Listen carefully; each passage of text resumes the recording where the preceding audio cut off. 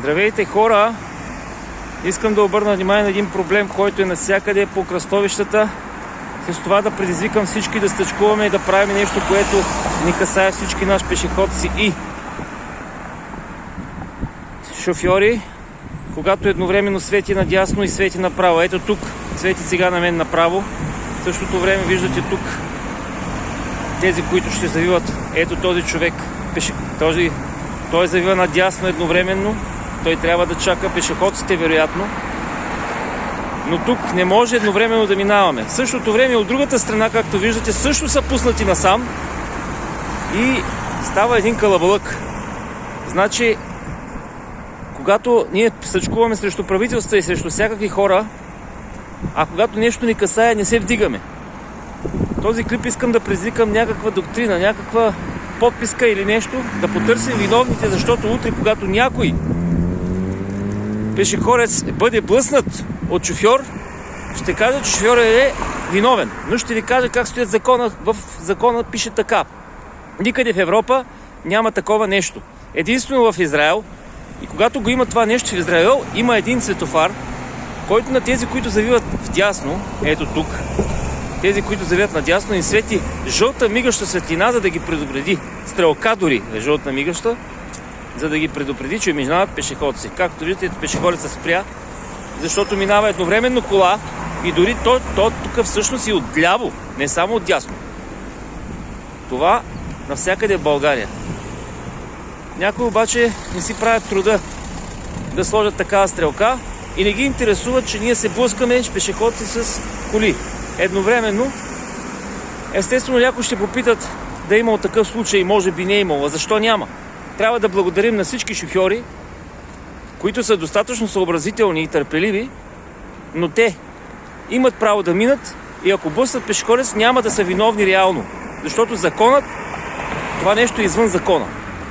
Ето отново показваме, не само отдясно, тук са отдясно, ето тези са отдясно. Те имат право да вървят направо, имат право да завият насам. В момента няма завиващи, но имат право да завият тук, където едновременно. Значи, в момента може да мине пешеходец. Ето, в момента обаче минава кола. Аз предлагам да се направи така.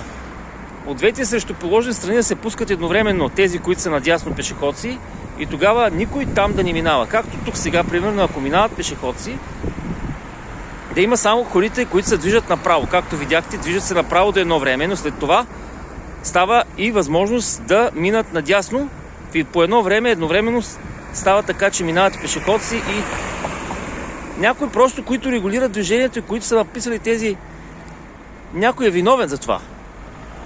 Нека да потърсим отговорност. Нека. Това е моят клип от Пловдив. Навсякъде в България е така. Тези дори завият наляво, ето виждате. И тук едновременно пешеходците и колездачите могат да минаваме. Това става буквално сблъсък страничен между кола и пешеходец, между кола и велосипедист. Ако закона повелява, основната задача на закона за светофарите е да ни предпазва от пътно-транспортно происшествие, господа, пътно-транспортно происшествие не означава само кола в кола.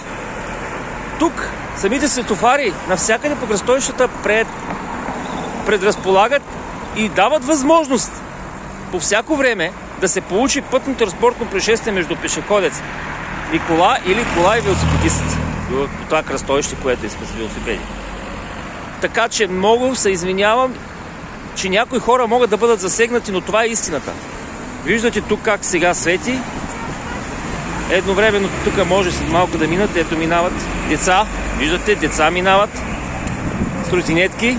И едновременно минава кола. Ето за какво говорим. Ето още коли. Още коли. И така до край и до безкрайност беззаконието в България се шири и някой просто, въпреки закона, допускат това нещо да се случва. Надявам се, че след този клип ще има много, които ще обърнат внимание на това и ще започнем една борба, защото това не касае лично. Касае ни лично и наистина можем да бъдем блъснати. И наистина някой от нас ще бъде виновен, макар че е без вина. Реално нямаме вина. Нито пешеходци, нито колездачи, нито шофьори. Така че, дами и господа, ето за последно да видите, тук дори отляво идват, а в момента свети на пешеходците възможността, че те трябва да минат. Така, ето коли, отляво, отдясно няма никакъв проблем. Просто ще минат върху нас и реално те, шофьорите, няма да бъдат виновни, но ще ги обвинят, че са блъснали човек. Нека да се събудиме, нека да се обединим в това, което наистина ни касае и това, което някои управляващи са направили в ущърб на нас.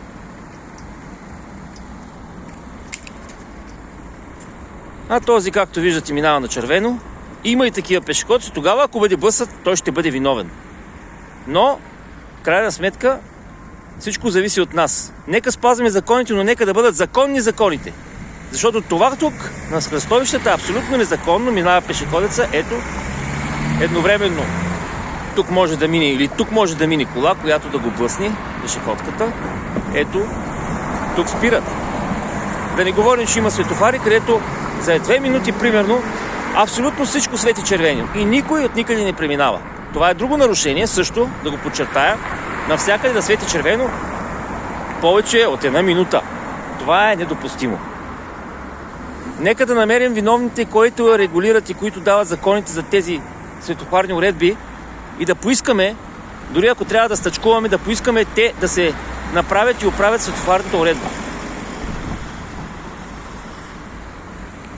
Благодаря.